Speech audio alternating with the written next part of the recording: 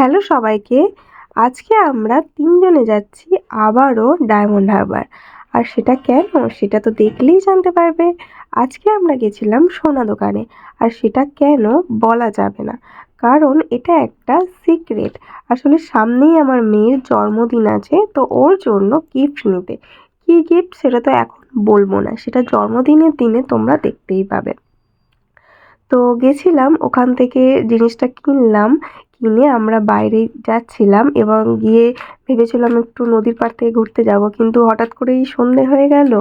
আসলে এখন তো তাড়াতাড়ি সন্ধে, আর যাওয়া হলো না, আবার ব্যাক করতে হলো। তো এই যে যাচ্ছিলাম আসলে। তো যেতে যেতে দেখলাম ফুচকা দোকান, সেই পুরাতন ফুচকা দোকান। সেখানে ফুচকা খেলাম, খেয়ে ওখান থেকে প্রিয়াঙ্গীর বাবার জন্য একটা জুতো কেনা হলো। তো জুতো কিনে তারপরে এই যে বাড়ি ফিরে এলাম। আর